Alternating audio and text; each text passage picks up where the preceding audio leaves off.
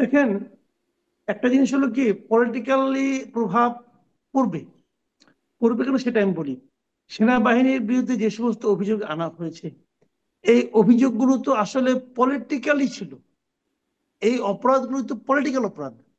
Political government সেনাবাহিনীকে এখানে তার হাতিয়ার হিসেবে ব্যবহার করেছে। এখন পলিটিক্যাল গভর্নমেন্টের আপনি বাস্তবতাটা কিন্তু খেয়াল করতে হবে ভাই। পলিটিক্যাল একটা গভর্নমেন্ট, যারা তার হাতে সমস্ত ক্ষমতা, প্রধানমন্ত্রীর হাতে প্রতিরক্ষা মন্ত্রণালয়, যে মন্ত্রণালয়ের মধ্যে সেনাবাহিনী কাজ করে। এখন সেই তারা যা যা করতেছে, একটা মানে যে অফিসার, ডিজিএফ এর চিফরা যে কটা আছে সবাইকে আনছেন, আপনি আনেন, সমস্যা নেই, তারা ওই সময় ছিল, তারা দায়িত্ব নিল না। তো যে লোকটা টর্চার করছে, একটা হাবিলদার হয়তো টর্চার করছে, তার নাম কিন্তু নাই। এই 15 জনের নাম আছে, এই 15 জন কি তাকে টর্চার করছে? এই 15 জন কি তাকে গুম করছে? আলোচনা করলে কিন্তু এভাবে হবে। এই যে আমার এখানে যে কারণে আপত্তি, যেটা আমার আপত্তিটা হলো গিয়ে, যে এই যে আপনার যারা তদন্ত করেছে, যারা তদন্ত করে তদন্ত রিপোর্ট এখানে দিয়েছে, প্রসিকিউশন যা, তাদের যোগ্যতা এবং তাদের নিরপেক্ষতা এবং তাদের কার্যক্রম কি রাজনীতি দ্বারা প্রভাবিত ছিল কিনা, এই প্রশ্নগুলি কিন্তু জরুরি। কারণ আপনি এমন একটা তদন্ত করেছেন, যে তদন্তের পর জাস্ট খালি অভিযোগটা সাবমিট করার সঙ্গে সঙ্গে সে তার চাকরি হারাবে, সে তার অন্য অন্য অনেক নাগরিক অধিকার হারাবে, কেবলমাত্র অভিযোগটা সাবমিট করলো। এখন অভিযোগ সাবমিট করা কিন্তু সাজা না। অনেক অভিযোগ, অনেকের বিরুদ্ধে হত্যা অভিযোগ থাকতে পারে, আপনি নিজেও আইনের ছাত্র, আপনি জানেন।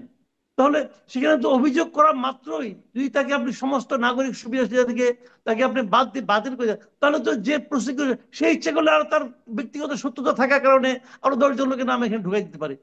কারণ যে ঢুকাবে সে কি মানুষ না?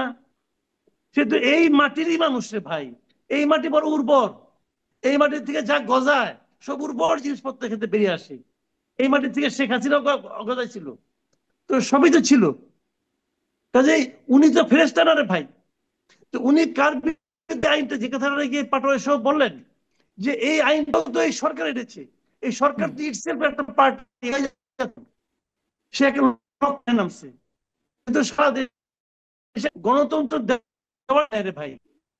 সে একটা লক্ষ্য নিয়ে মাঠে নামছে যে আমি এদেরকে এখান থেকে মাইনাস করবো। মানে দেশ, সবচেয়ে বড় কথা জানেন, প্রায় আমি একটা কথা বলি ভাই, পৃথিবীর কোন দেশ, সে দেশে শান্তি আসবে না, উন্নতি হবে না, গণতন্ত্র আসবে না, যতক্ষণ পর্যন্ত দেশটাকে আপনি বিভক্ত করে রাখবেন।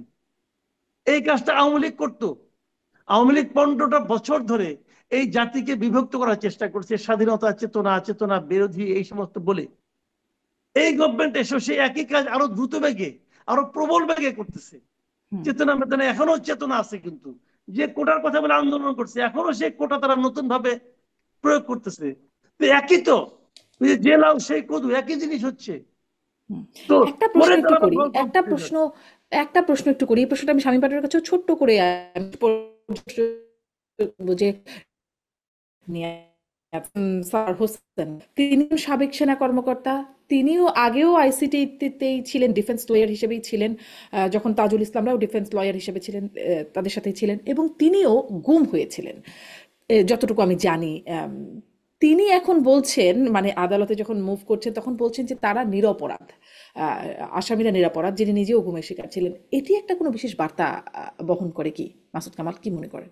না, বার্তা কি, উনি তো ওনাদের আইনজীবী, এবং হুম। আইনজীবী হিসেবে উনি এটা বলতেই পারেন। এবং একভাবে বললে পরে আপনি দেখেন, আমি একটা সিম্পল কথা বলি। ধরেন একজন লেফটেন্যান্ট কর্নেল, তার একজন বস আছে, একজন ফুল কর্নেল আছে, অথবা একজন ব্রিগেডিয়ার আছে। যদি অর্ডার করে সে কি করবে? যদি অর্ডার করে সে কি করবে ভাই? সে বলবে আমি করবো না, আপনার ওদের সাথে মানবো না। ওর চাকরি ওখানে শেষ, ওর জীবন যৌবন ওখানে শেষ, খতম। সে কি হুম। করবে? তাহলে আপনি এইভাবে যদি খুঁজতে যান, অর্ডার দিতে দিতে আপনি মাথায় যাবেন। পুলিশের একই কথা, কে অর্ডার করছে, কোথেকে অর্ডারটা আসছে, খুঁজতে খুঁজতে যাবেন, আইজিপি যদি থাকবেন কোনো সমস্যা নাই, আইজিপি তো রাস্তা কি, কোনো কিন্তু প্রবলেম নাই। ইল্লিগাল অর্ডার কি মানতে তারা বাধ্য? ওটা খাতায় কলমে বাধ্য নয়, বাস্তবে না মেনে দেখান তো কে চাকরি করতে পারছে, দেখান। হুম।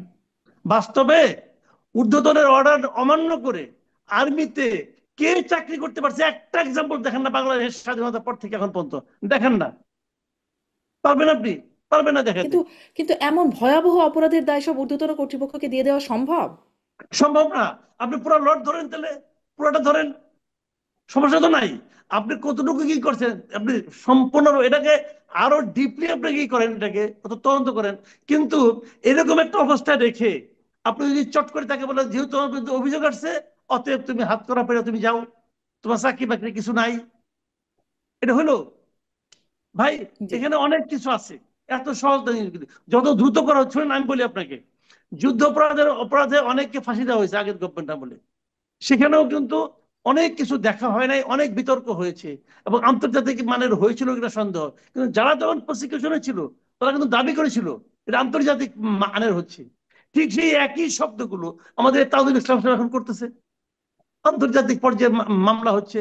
তো সবাই, সব উকিল সাহেবই তো নিজের আসামিকে বলে আন্তর্জাতিক পর্যায়ে সে নির্দোষ, সে হুম। আন্তর্জাতিক পর্যায়ে নির্দোষ হয়ে যায় সব উকিলের কাছে। তো হয়তো রে ভাই, তো হইলে আপনি কি করবেন? কোনটা সত্য কোনটা মিথ্যা বুঝবেন কেমন করে? কারণ দুইটা তো দুই মেরুতে আছে। এখানে তো কোনো মানে মাঝখানে যিনি থাকবেন তিনিও তো যার জায়গা মতো থাকতে পারছেন। আচ্ছা, আগে যারা বিচারক ছিল, যারা এদেরকে ফাঁসি দিল, অমুক করলো তমুক করলো, তারা বিচারক ছিল না? ছিল তো বিচারক। তো ওই বিচারকদের বিচার হয় না কেন? এতগুলি লোককে ফাঁসি দিল, হয় না কেন? হয় না।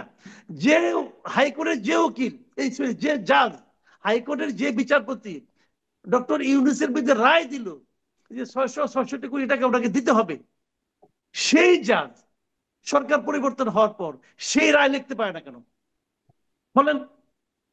কেউ লিখতে পারলো না। যে লিখতে পারলো না, তাহলে সে আগের বার অন্যায় করছে, অথবা পরে এখন অন্যায় করতেছে।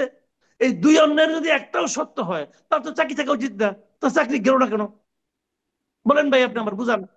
এইগুলি এসব কঠিন করবেন প্রশ্নের কোনো উত্তর আর মনে হয় নাই। ভাববেন যে এই দেশের সাধারণ মানুষ বিচার বিভাগের উপর আস্থা রাখবে। হয় না এটা ভাই, এটা হয় না। মানুষকে বিভ্রান্ত করতে পারবে না। মানুষ যে সমস্ত প্রশ্ন নিয়ে ঘুরে, মানুষের উচ্চারণ করার জায়গা নাই, বলার জায়গা নাই। কাকে বলবে? বলবে একদিন, সময় সুযোগ আসবে আবার বলবে। যেমন হাসিনার সময় ক্ষোভ দিয়ে ঘুরে বেড়াইতো, একদিন চান্স পাইছে দেখাই দিছে, আরেকদিন চান্সের অপেক্ষা আমরা বসে আছি।